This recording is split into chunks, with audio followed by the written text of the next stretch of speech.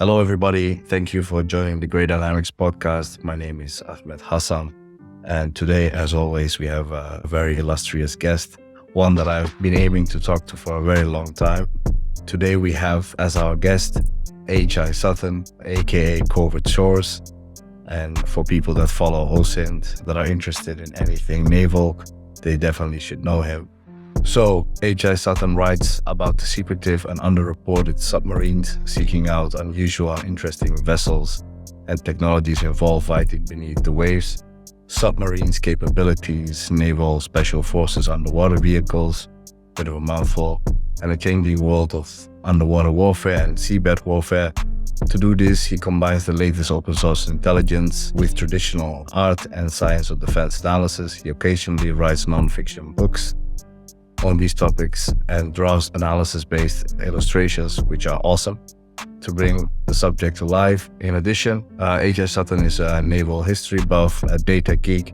His personal website about these topics is Covert Shores. As I mentioned, we will share all of HI Sutton's socials and website. Welcome. Thank you. So, for me, my first encounter with you or with your work was the illustration. And I would love to know more about what's that process like? How long does that take you? Because it seems like a very labor-intensive work, creating these elaborate cross-sections of subs and other naval vessels. Yeah, could you maybe go into that? Yeah, it takes many hours for sure. It's, as people who follow me know, a lot of it's done in MS Paint, my tool of choice, and just not the fastest tool, and it's not the most advanced tool, clearly. There's certain things I like about it, and there's I think plenty of good reasons, not least because it drives other people crazy. But I have a background in art, let's say, at least part, so that's something I can do, and I just use that tool. But the biggest part of it is the research. It sometimes takes tens of hours, not because of clicking pixels, but because I'm trying to illustrate something that I've only got sometimes photographs, sometimes not the best photographs, sometimes I'm able to do some guesswork. And I try to make it clear, from the artistic style, how much confidence you have in different things, parts of it. And I'm not trying to be, it's not like a schematic or anything. I'm not competing for accuracy. I'm trying to capture the salient parts of the design, the relevant things and the interesting things, and emphasize the things that from an analytical and engineering perspective are a bit interesting. But I do a lot of cutaways. That's mainly on my website. I sometimes use them on articles for online magazines. Media news is probably a better way of describing it, but naval news and the US Naval Institute. But recently I've been able to use more as artistic impressions, or seascapes with boats on them and things. It allows me to have a drawing or an illustration when a photograph is not available, or when I want to protect sources. And it's actually somewhat inspired by the 1980s, the Cold War visuals that the US Department of Defense and other US military used to put out, and they were awesome artworks, much better than mine, I'll say. But part of the reason they did that was to protect the sources. And now sometimes you can see the illustration, you can see the photograph they got it from. But at the time, they didn't want to publish the photograph. You can do it a little bit like that. And then the ability to do cutaways is quite a good analytical process as well, especially around submarines. We're talking about looking at the outside of submarine. Hello, everybody. Thank you for joining the Great Dynamics podcast. My name is Ahmed Hassan. And today, as always, we have a very illustrious guest, one that I've been aiming to talk to for a very long time. Today, we have as our guest, HI Sutton, a.k.a. Covert Shores. And for people that follow OSINT, that are interested in anything naval, they definitely should know him. So, HI Sutton writes about the secretive and underreported submarines seeking out unusual and interesting vessels and technologies involved fighting beneath the waves, submarines capabilities, naval special forces underwater vehicles, bit of a mouthful, and a changing world of underwater warfare and seabed warfare. To do this, he combines the latest open source intelligence with traditional art and science of defense analysis. He occasionally writes non-fiction books on these topics and draws analysis-based illustrations, which are awesome to bring the subject to life. In addition, HI Sutton is a naval history buff, a data geek. His personal website about these topics is Covert Shores, as I mentioned. We will share all of HI Sutton's socials and website. Welcome. Thank you. So for me, my first encounter with you or with your work was the illustration. And I would love to know more about what's that process like? How long does that take you? Because it seems like a very labor-intensive work, creating these elaborate cross-sections of subs and other naval vessels. Yeah, could you maybe go into that? Yeah, it takes many hours for sure. It's, as people who follow me know, a lot of it's done in MS Paint, my tool of choice, and just not the fastest tool, and it's not the most advanced tool, clearly. There's certain things I like about it, and there's I think plenty of good reasons, not least because it drives other people crazy. But I have a background in art, let's say, at least part, so that's something I can do, and I just use that tool. But the biggest part of it is the research. It sometimes takes tens of hours, not because of clicking pixels, but because I'm trying to illustrate something that I've only got sometimes photographs, sometimes not the best photographs, sometimes I'm able to do some guesswork. And I try to make it clear, from the artistic style, how much confidence you have in different things, parts of it. And I'm not trying to be, it's not like a schematic or anything. I'm not competing for accuracy. I'm trying to capture the salient parts of the design, the relevant things and the interesting things, and emphasize the things that from an analytical and engineering perspective are a bit interesting. But I do a lot of cutaways. That's mainly on my website. I sometimes use them on articles for online magazines. So, media news is probably a better way of describing it, but naval news and the US Naval Institute. But recently I've been able to use more as artistic impressions, sort of seascapes with boats on them and things.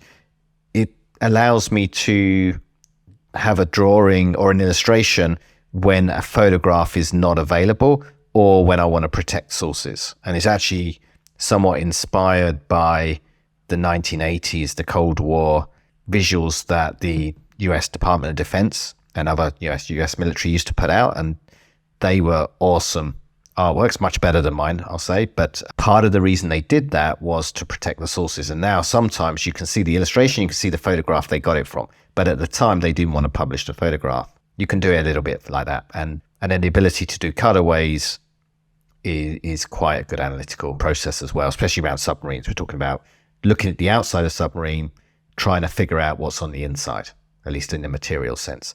And every hatch, every line on the outside of that submarine gives you a clue as to the inside of the submarine. So we're trying to use informed guesses. It's never going to be 100%, but try to get inside that submarine. And that's what becomes a cutaway. Fascinating. I mean, hearing you talk about it, it seems like, it's a thing that you do. I find it really impressive. Is there a project that you've done or that you thought was like either most challenging, your biggest coup, let's say that you are very proud of? Yeah, there's quite a few answers there because there's been a lot of them. There's probably been over 100 cutaways, I'm guessing. I mean, someone add them up, I might be miscounting, but a lot. And there's some really good ones which I haven't yet published. In fact, quite a backlog.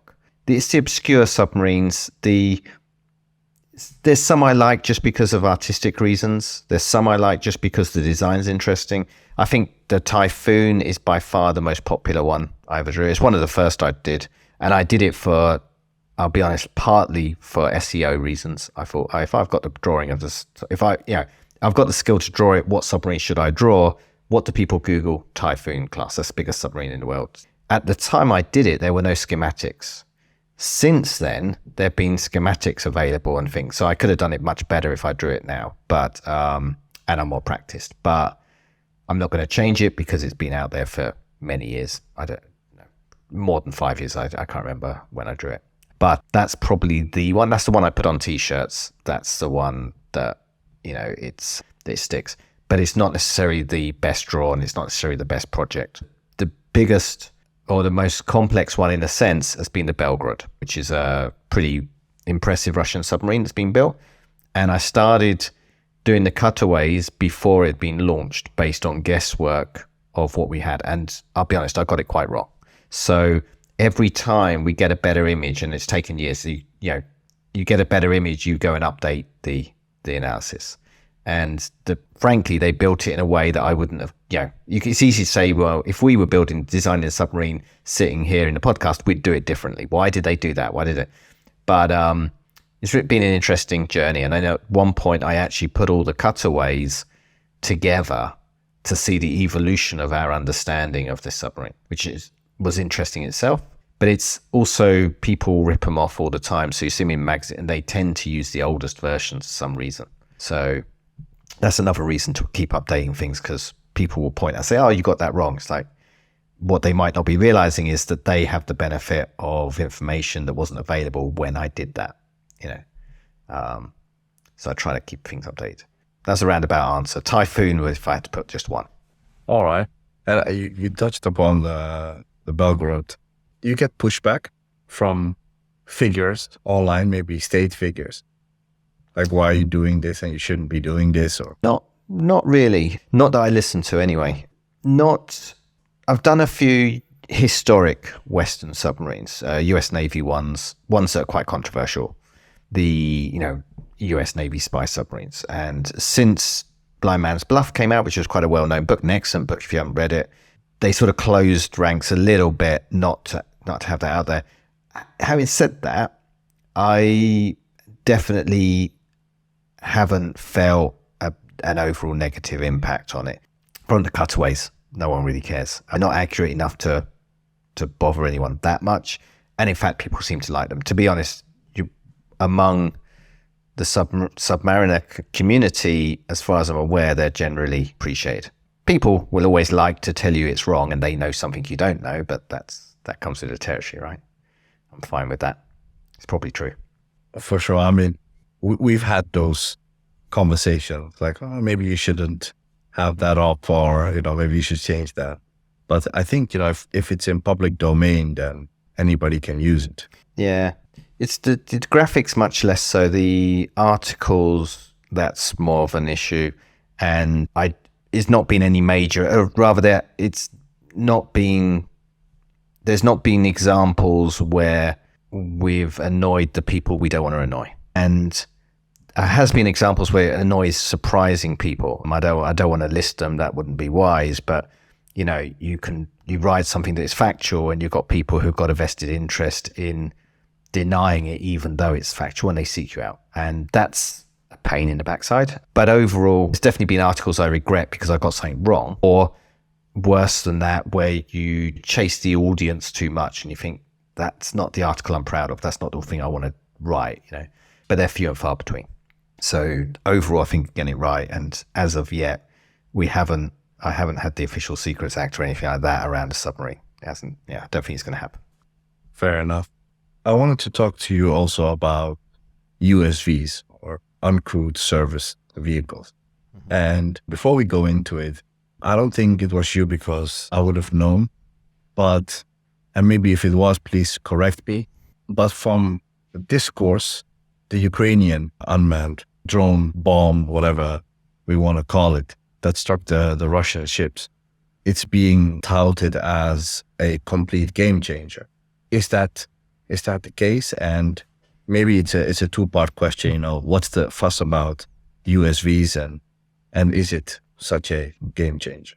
I think I'd be wary of the actual words game changer, but I would, and I have written. You probably have written a few articles. I'm not sure if US Naval Institute Press have a proceedings sort of a section where I've definitely written words to the effect. I think it is a big deal, a really big deal. There's a little bit of confirmation bias here. It is the realization of what a lot of defense analysts had been talking about, and a lot of navies have been talking about for quite a while. But there's a few interesting points about it. And the first one is that it has been a huge strategic success, even though these drones, people are calling maritime drones. What we're talking about is a USV. It's an uncrewed service vessel, so it's a boat without any people on it. And this has been an area of research for quite a while, and the Royal Navy, the US Navy, and pretty much every Navy, Chinese Navy have tons of them. You can even buy them on Alibaba. There's lots of designs for lots of things of different size. Some of them are ships, are large boats, pretty rare, but China and America have those. And some of them are tiny. But although there has been examples, particularly in Yemen, of remote controlled ones being used to attack ships, so as explosive boats, which is a sort of a category of previously special forces or terrorists, depending on who builds them, but sort of very special boat, which was used typically high speed to attack another ship. And there have been remote controlled examples before. But the level of sophistication of these, the level of use of them, and the strategic impact has been so much more. The Russian Navy has actually changed its behaviors, its position in Sevastopol particularly, and now also Novorossiysk on the other side of the Black Sea. And anyone who speaks Russian will, just overlook my terrible pronunciations. But the Russian Navy has basically put itself up in port and physically changed the defenses and the defensive procedures around its bases, which have been observed. And people had been looking at these defenses from day one, and one of the observations was that until recently, the Russian Navy didn't operate Sevastopol all that differently to in peacetime. They did put dolphins there. That was an interesting thing. So that guards against combat swimmers. So, underwater, divers with special forces sort of applications, but it doesn't guard against USVs. And so boom defenses is what they use, sort of physical barriers. But also they escort boats, they have helicopters flying around, stuff like this. And so it's been a huge success. But the other interesting point about it, which for me is the bigger deal, is this is so obvious. How they're using them is, in some respects, very obvious. There's a lot of ingenuity in the solutions, and not taking anything away from that. But I think everyone within 5 minutes says, oh, of course, everyone expected this to put bombs on essentially disposable, not particularly survivable in themselves, but very accessible boats with really long range, high speed. They have an explosive charge. In principle, they could sink a warship. These particular ones have a problem with that, but they're going to overcome that. Clearly, the Russians expect they will overcome that. But the key thing is that if you look at all the USV projects of every Navy, there's actually none in the public domain that resemble this type of vessel in its actual role. The US Navy, I haven't counted them, but let's say 10, 15 more, probably 20, probably now 30, 40 different uncrewed service vessels that have been used to some extent experimentally, mostly experimentally, but some of them getting pretty close to service, and some of them actually in service.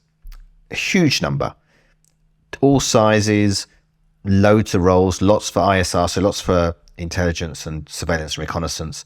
Some of them armed particularly defensively, so some of them with guns, cannons and things. None of them were being built as disposable offensive weapons. That just was not on the list of any major Navy, and that's a wake-up call, I think. Maybe some people have been thinking about this, of course, and I think now everyone will say they were thinking about this, but where is the US Navy, where's the Royal Navy project for an equivalent design? It's not there yet. I think that's the learning. It should be. I mean, it's the necessity that forced the Ukrainians, and it kind of like became a test bed for all kinds of technologies and some like jerry-rigged solution. Mm-hmm. What have, outside of the USV usage, what has surprised you most so far? That's a very good question. There's been some very good, I think the Ukrainians are very good at finding ways to affect the Russian Navy, in particular in my context, but the Russians in general. It really reminds me of World War II and the British OSS and SOE, for British, and OSS for America. That ingenuity that comes from desperation. And sometimes, for some militaries at some points, it's not always been successful, particularly the German and later Japanese in World War II. That desperation created desperate devices, but there's a difference. These ones are being quite effective. The biggest surprise was not so much an individual technology, but an outcome. It really surprised me when they retook Snake Island. I didn't see that coming. It surprised me more that the Russians withdrew, but that they're able to. That was something that I think should be studied. I certainly want to learn more about how it really happened. And we got lots of information about it, but adding it up and saying the Russians actually gave that up, it's insane. And of course, part of that is Harpoon and potentially, and artillery and stuff like that. But it's still surprising they didn't just hang on for dear life for as long as they could. Clearly, they could have stayed longer, whether that was days or weeks, hard to say. But the other surprise, I think, is actually not so much of it. It's less of a surprise, but it's again a wake up, and that is the use of small, cheap commercial drones with bombs. And we've seen this from ISIS. We've seen this. This is not necessarily new, but it is becoming so normal that again we should be looking in Western militaries, especially when it comes to buying expensive kit. Do we trust our own forces to not over specify this stuff, and you end up with an incredibly expensive, you have 10 of these drones or something? It's like, no, you need huge numbers, and it doesn't really matter if they're susceptible to jamming, if they're they're far from perfect, but they're changing the battlefield. And I think they might change trench warfare, and if they did that, that could be a big deal, because right now we're going into a new mode of trench warfare as the Russians are on defensive and so on. So because the precision that they provide versus, is very, very useful. So that's a bit of a predictable answer, really. I'm sure there's other stuff out there that would be really interesting that after the war we'll be dissecting. One that I wanted to ask you about is, it seems like, and obviously special operations and covert action in general is hidden by design, but I find it interesting that the use of frogmen, it seems almost like Western militaries are looking at the Ukrainians and saying, oh, right, that still exists and that's still a thing, because we focused on the war on terror. Maybe I'm wrong. I see you squinting. But what's your opinion on that? The Ukrainian armed forces have naval special forces with what you could call frogmen. And I would suspect that they're being Western trained and Western equipped before the conflict, and were unknown units. And I can't remember the exact name of it, but actually I think I've written the name. They are a known unit. They also do lots of small boat stuff. How useful frogmen are is an interesting question. I've actually given talks. In UK, there's a historic diving society, which is really interesting. They've got a museum that definitely needs support down. I'm trying to think where it's near. I think it's near Portsmouth by memory, or Southampton. I should know, but it's just missed it. But it's really interesting talking to these guys. They're actually got all branches of the military, and in particular, you've got clearance dives, so bomb disposal, still very relevant. You've got combat swimmers, SBS in UK sense mainly, but equivalents around the world. And these Ukrainians we're talking about are equivalent to SBS, Special Boat Service. The question I had to these guys as I was thinking about it is actually the significance of Historical Diving Society in their museum is that in many respects, this is something that is old-fashioned and going to remove that. The Royal Navy and other Western navies are emphasizing clearance divers less and less. And this is not something that the clearance divers are happy about or believe in. And there's a whole debate there. But where are robots being used for? We talked about uncrewed service vessels and uncrewed underwater vehicles as well. Where are they being used? One of the first applications, mine warfare. This overlaps with combat swimmers. Why would you use combat swimmers? Are they still valid? I think if I'm objective, I'd say the answer is they're going to be less and less valid in future. However, the Ukrainians have a strong history of it back from Soviet times, and those units still exist, and they're highly capable, and they're elite troops, and not to take anything away from them, they might be doing some incredible covert stuff that we don't know about. I think they've got the capability. It's very valid. They could make great use of it.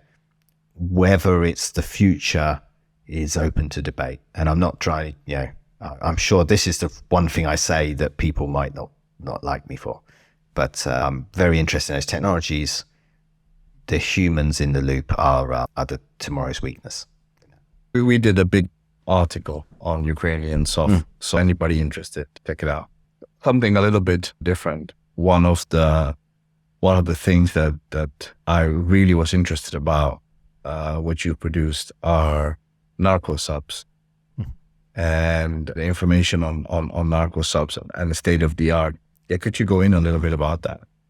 Yeah. So Narco Submarines, Narco-Subs, I mean, it's a colloquial term. Most of them are just very low profile vessels, but they're purpose built, or purpose modified at least, vessels that attempt to use stealth to smuggle cocaine or any other high value thing, but it's nearly always cocaine in reality.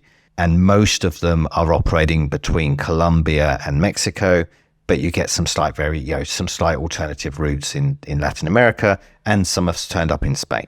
And they are interesting designs. I think there is a sort of a certain respect for the builders, designers, at least up to a point. They are incredible engineers, and they're coming up with some very smart designs that, again, navies could learn something from. The standard of the individual vessels is rarely up to naval standards, but that's part of this, how smart they are. They don't over-engineer it.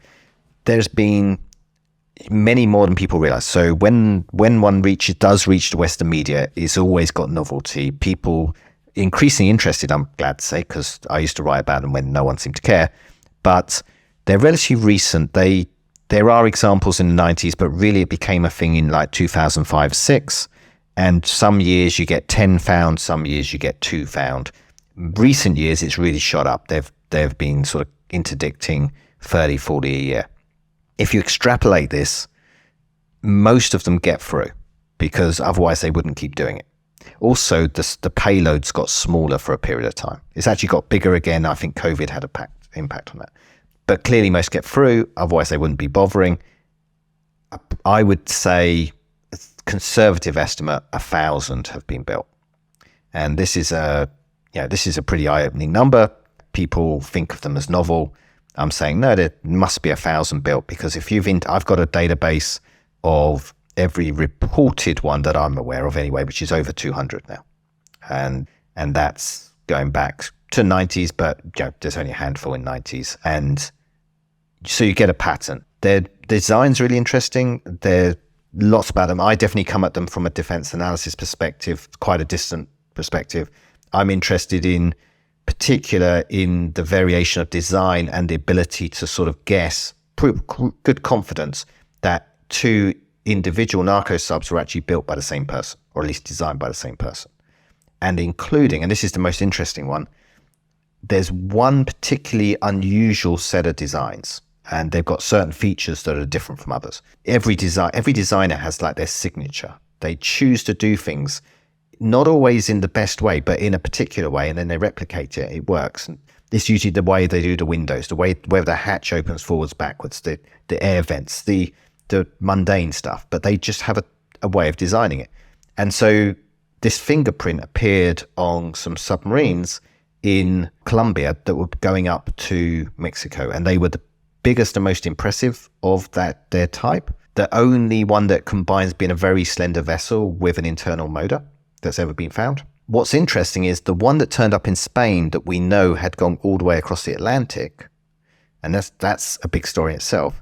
That was designed by the same guy that built ones in the Pacific that were going up to Mexico. I'm reasonably confident that's the same family, because of these unusual design choices that other people just make a different choice. It's getting harder and harder to identify them, because I think there's a new generation change, or at least my guess is that those designers of a few years ago are either retiring or being arrested or whatever, and the apprentices are taking over, and the people who are taking over, I'm guessing, just learn how to build Narco-Subs, not by learning how to build boats and then applying it, but actually building Narco-Subs. So the designs are getting cruder copies, let's say, and it's diluting the family trees of these vessels.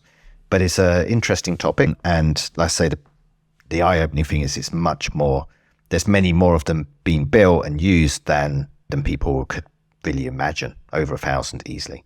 Very interesting. I think most people have seen the spectacular Coast Guard video where the officer like jumps from the boat on top of starts smashing on top of the hatch, which is like almost like out of a movie. But I think it's super interesting, and I keep switching topics from very desperate places. But what I also wanted to talk to you about is the Arctic.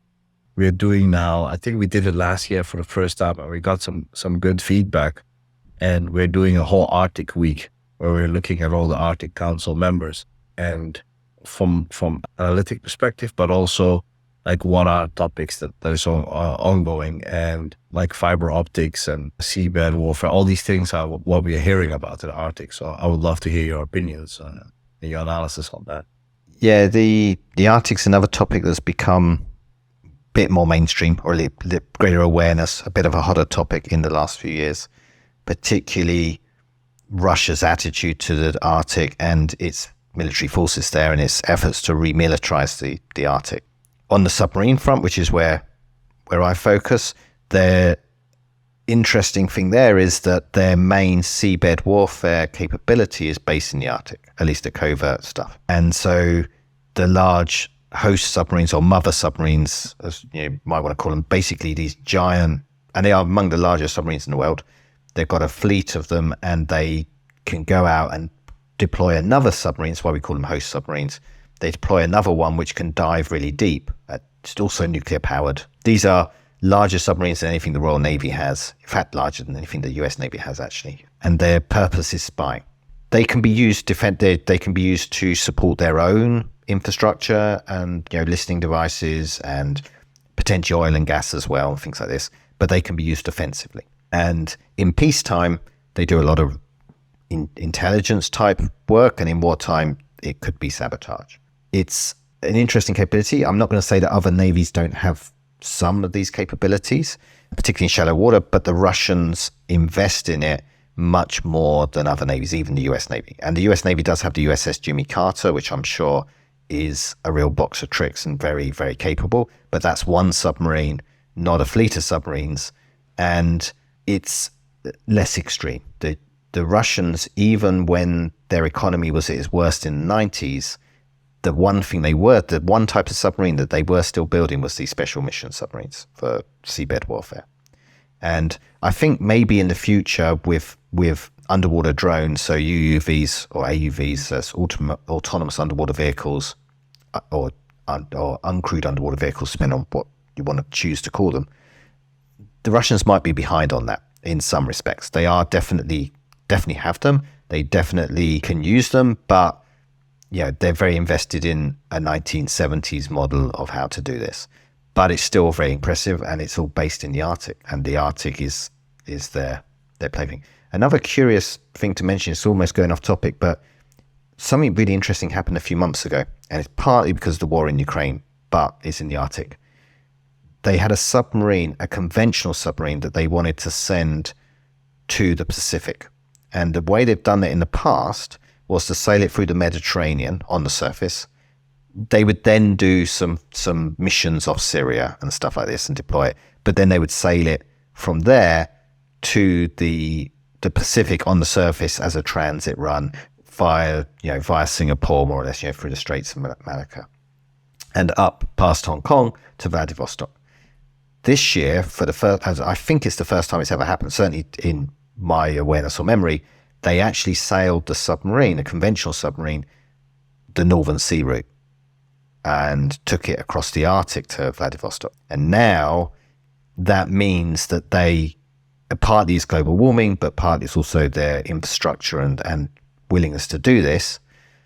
It means that in the future, their Pacific fleet and their Northern fleet become a little bit more fungible, and they can, we can't rely on, say, this submarine's being built for the Pacific fleet, it won't turn up in the Atlantic. I think that's a real thing to watch. Obviously, their nuclear submarines can already do that because they can go under ice, and so on. But that's a significant thing that I think people didn't didn't hear about. Do you remember that? I think it was the also just around the Ukraine invasion, where Norwegian fiber optic cables were damaged, and they said that it was a sub that was in a yacht. It was operated from a yacht. Can you tell us more about that? I don't know if it's true or not, but that's what I read. Yeah, I don't know if it's true either, and I wouldn't want to speculate too much on it, but I would be more than happy to talk about the feasibility of it. I think in broad sense, it's very feasible. Yachts, we're talking motor yachts primarily, although sailing yachts, in theory, any boat can be used for covert clandestine missions. And in some respects, the less likely the vessel is, the better. But if you think about it, yachts are quite well suited, both in the way they normally operate, including ones that a lot of Russian ones, or any one, one of the go-to places for yachting is actually Norway. We're talking more, I think, expedition yachting, up to, into the ice. It's not as popular as warmer, the Mediterranean. And I'm not pretending it's there, but there are Russian or anyone else's yachts up there. It's a lot of sailing yachts, actually. But motor yachts are an ideal platform for covert operations, and a lot of motor yachts do legitimately have submersibles on them for tourist reasons. And now the latest is ROVs for tourist reasons. I say tourist leisure. So one of the latest gadgets, and so yachts are a bit competitive. I think they might get less competitive now that all the Russians' yachts have all been interned. It might dampen the yachting build. But for the last 10, if you look at yachts today, they're nothing like they were 30 years ago. They're much bigger. They're much better suited for covert missions. They've got hidden, because it's all about looks and the experience. So they actually have hidden garages, they call them, but basically working decks close to the waterline that can be containing any vehicle that you wouldn't necessarily see. Probably does include submersibles, like crude ones. But the new toy is ROVs. And these are less sexy than the crude submersibles, but it's for the guests who either don't fit in the crude submersibles or aren't so inclined or whatever. They can go and play with an ROV, underwater drone. ROVs, obviously the exact model and depth, there's lots of variables, but ROVs are one of the most useful things in seabed warfare. And so they're basically underwater vehicles that go down on a cable. And there's pros and cons and complications, but they can carry sonar and things to find stuff. They've got cameras, and they can have manipulator arms that go and pick stuff up or place stuff or break stuff, And so yachts, it's very feasible. I'm not going to point at any one yacht. I simply haven't been paying enough attention to it. I've been aware of it, obviously, but I've left it to. I think there is a lot of noise about it, so don't, be careful not to go believing conspiracy theories. But at the same time, it's pretty suspicious. And if you were going to do it, a yacht would be among the things you might use. And the same with the drones that have been flying around recently. I wanted to, because it's another controversial one, the Russian Poseiden that can create these mega tsunamis. You've created some designs on it, and it's very mysterious. And I would love to know more about it from you and where you think the feasibilities are in what is claimed. Are the Russians even capable of building something like that? So Poseidon's interesting because when it was first revealed, there were hints about it before it was publicly revealed in sort of a controversial leak in, going by memory, November 2015 or 17, somewhere there. But it was already understood and had a NATO name canyon. But there was a lot of disbelief and a lot of incredulity at the details, the specifications and what was being said about it. I always believed it existed because we did know that submarines had been built to test extra large torpedoes, and that is expensive. I don't think that you do a ruse like Russia, especially with its economic situation. The Royal Navy doesn't have a test submarine. We can't afford it. Russia built a test submarine for launching oversized torpedoes, and that submarine is an incredibly expensive investment. But since then, there's been more and more evidence. So now we're at a point where no one's really doubts that it's real, but we still doubt some of the information about it.